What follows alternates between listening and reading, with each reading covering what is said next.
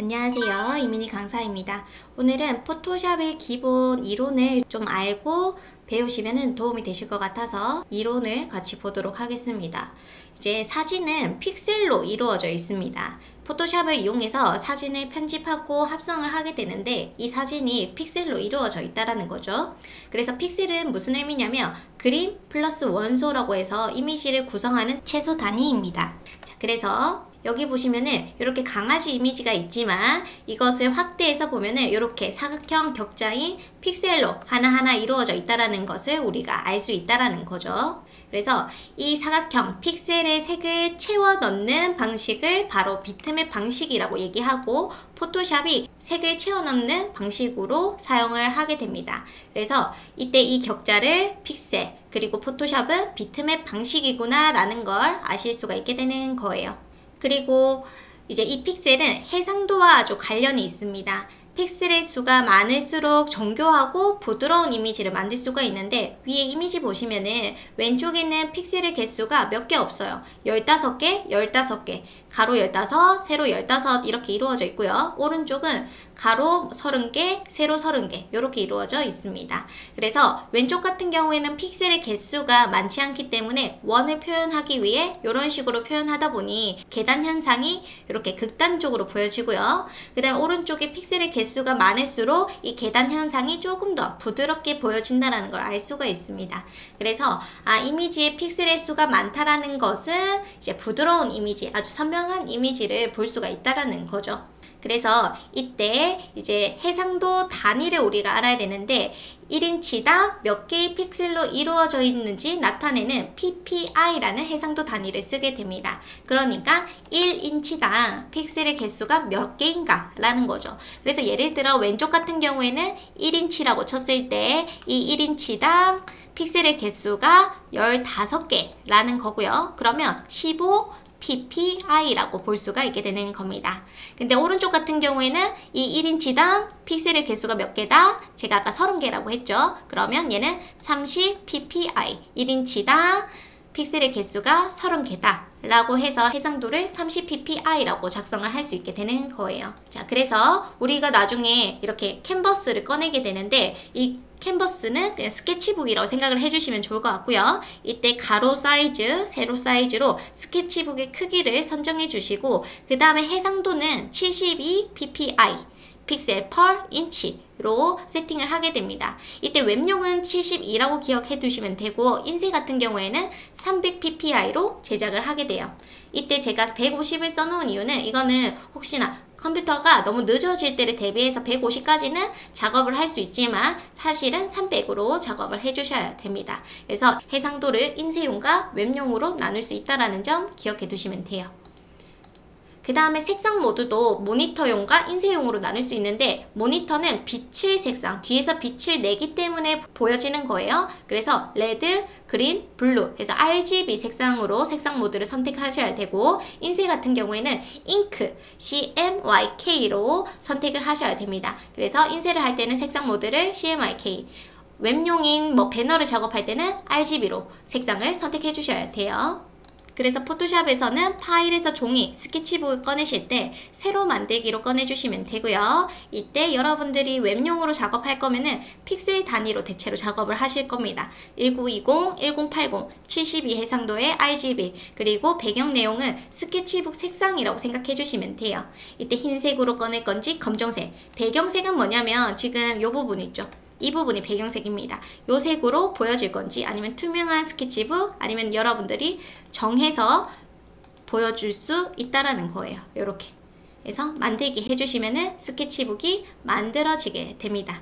자, 포토샵 원리에 대해 알았다면은 포토샵을 켜서 한번 세팅을 해보도록 하겠습니다. 현재 저는 포토샵을 켜놓은 상태고요. 그 다음에 종이를 한번 열어보도록 할게요.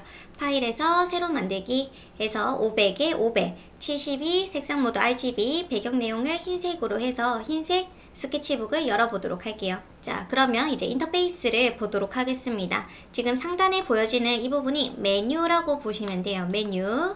그리고 왼쪽에 보시면 이 부분은 도구 상자입니다. 이 부분 도구 상자이고요. 그 다음에 이 도구 상자를 클릭하시면은 이 위쪽에 옵션 패널이 바뀌게 돼요. 한번 도구를 클릭하시면은 메뉴 아래쪽에 있는 이 부분이 바뀌게 됩니다. 도구에 맞는 옵션들이 이렇게 보여진다 라고 생각해 주시면 돼요. 그쵸? 자, 그래서 이렇게 보실 수 있고요. 그 다음에 이제 오른쪽에 보시면 우리가 많이 사용하는 패널들이 나와 있는데 이때 패널을 지워 보도록 하겠습니다. 자, 오른쪽에 있는 보조 메뉴 있죠. 여기 햄버거 메뉴 이 부분을 클릭하셔가지고 탭 그룹 닫기 해주시면은 이 상단에 있는 탭들이죠. 얘네들이 다 닫히게 될 거예요. 자, 한번 다 닫아 볼게요. 자, 클릭해서 탭 그룹 닫기. 자, 요렇게. 자, 그러면은 오른쪽 패널이 없게 될 겁니다. 자, 이제 기본적으로 필요한 패널들을 꺼내 볼 건데 패널은 어디에 있냐면 상단 메뉴에 창이 있어요. 자, 창을 선택한 상태에서 우리가 제일 많이 사용하는 게 레이어 패널입니다. 그래서 레이어 클릭하시면은 레이어 패널이 나오고요. 그리고 부수적으로 많이 사용하는 채널과 패스 패널도 같이 나올 수 있게 됩니다. 자, 그 다음에 창에서 작업 내역이라는 패널을 꺼낼 거예요. 자, 작업 내역 이렇게 위치 옮겨 주셔도 괜찮습니다. 자, 옮겨 놓고요. 이렇게 위쪽은 작업 내역, 아래쪽은 레이어 패널을 이렇게 배치를 해 놓도록 하겠습니다. 추가적으로 패널이 필요하다면은 창에서 뭐 여러 가지 선택하셔가지고 패널을 꺼내 주셔도 돼요.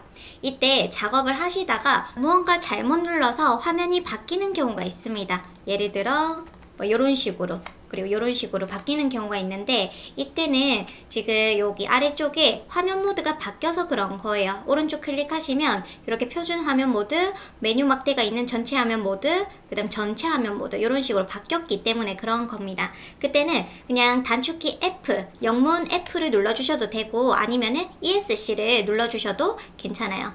이런 식으로. 그래서 놀라지 마시고 F나 아니면 ESC 눌러주시면 됩니다. 그 다음에 지금 이 창이 이제 캔버스, 스케치북 창이라고 보시면 돼요. 이렇게 분리 가능하고 붙일 수도 있습니다. 이때 붙이는 거 어려울 수 있는데 마우스를 클릭한 상태에서 이 창 클릭한 상태에서 쭉 드래그 앤 드롭 하시면은 이렇게 파란색 라인 뜨죠. 이런 식으로 붙이실 수가 있고요. 그 다음에 다른 것도 다 동일해요. 지금 왼쪽에 도구 상자가 있는데 도구 상자를 이렇게 분리가 가능합니다. 떨어져 나왔죠. 그때 다시 원래대로 붙이고 싶을 때는 왼쪽에 탁 마우스를 누른 상태에서 드래그 앤 드롭 해주시면 파란색 라인이 나올 때까지 붙여주시면 됩니다. 그리고 놓아주시면 이쪽으로 배치가 돼요. 다른 것도 다 그래요. 이렇게 지금 파란색 박스가 만들어지면 탭으로 들어가는 거고요. 만약에 위쪽 라인이 있다? 그러면 위에 들어간다 라고 생각해 주시면 됩니다. 아니면 오른쪽 라인 이렇게 붙여서 사용을 하실 수가 있어요. 자, 그래서 필요가 없으면은 닫기 누르면 활성화된 탭이 닫히게 될 거고요. 다 지우고 싶을 때는 탭 그룹 닫기 해주시면 됩니다. 그래서 이렇게 인터페이스를 한번 바꿔보시면 좀 도움이 되실 거예요. 자, 이렇게 세팅을 해놓고 해당 인터페이스를 저장해 놓을 수가 있습니다. 자, 상단 창에 가셔가지고 작업 영역이 있는데 지금 여기 보시면 제게 하나 있죠. 그리고 필수 3D 이런 식으로 다양한 인터페이스가 있는데 여러분들이 원하시는 인터페이스를 하나 만들고 싶다. 그러면 현재 이 인터페이스를 새 작업 영역으로 선택을 해주시면 돼요. 이때 여러분들 이름 넣어주시면 되고요. 그 다음에 뭐 바로가기 키, 메뉴, 뭐 부수적으로 또 새로운 작업을 해놓은 부분이 있으면은 체크를 해놓으시면 되고요. 저는 뭐 딱히 없기 때문에 선택하지 않고 저장을 해놓도록 하겠습니다. 그러면 작업을 하다 보면은 이런 식으로 탭들이 엉망으로 만들어질 때가 있으실 거예요. 그때 원래대로 돌아가고 싶을 때는 창에서 작업 영역에 이미니투 재설정 여기로 가시면 원래대로 돌아갑니다. 아니면 이 오른쪽 구석에 이렇게 인터페이스 아이콘이 있죠? 요거 눌러주셔가지고 재설정을 가셔도 괜찮아요. 만약 지우고 싶을 때는 작업 영역 가셔가지고 작업 영역 삭제. 이때 이미니2는 활성화가 되어 있기 때문에 지울 수가 없고요. 기존에 있던 작업 영역을 삭제해 주셔도 괜찮습니다. 자, 이런 식으로 삭제하실 수가 있게 되는 거예요. 그래서 제일 기본으로 작업을 해야 될 때는 필수, 뭐 재설정 이런 식으로 원래대로 돌아가는 거라고 보시면 됩니다.